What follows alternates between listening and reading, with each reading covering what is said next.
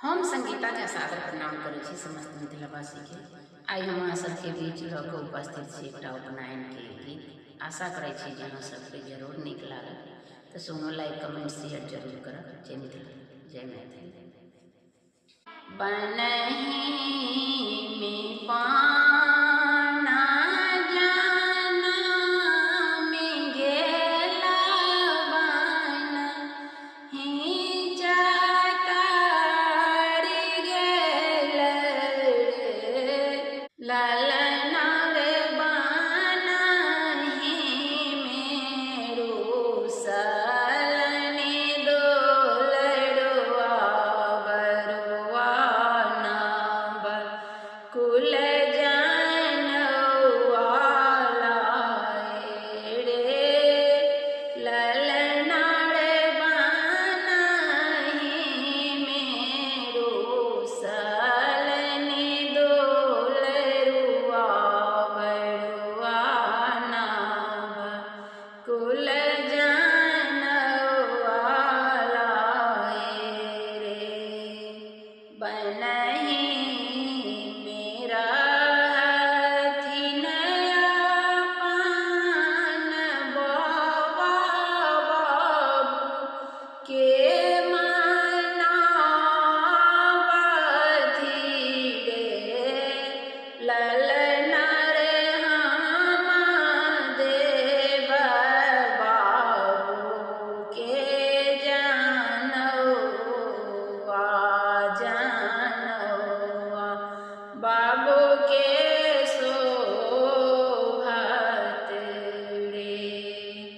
ललना रे, हम देव बाबू के जनउआ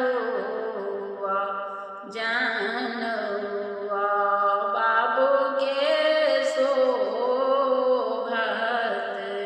रे। कहाँ शोभे मुँज डोरी की, कहाँ मृग छाला शोभे।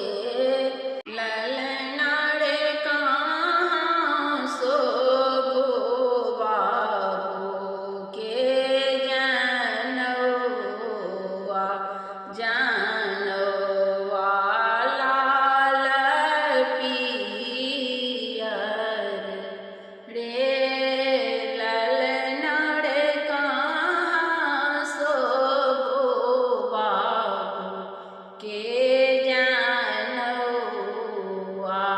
जनउआ लाल पियर रे।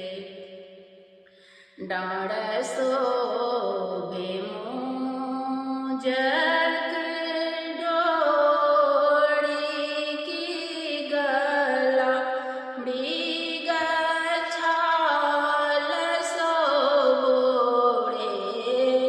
ललना रे, कान्हा शोभे पियर जनउआ जनउआ लाल पियर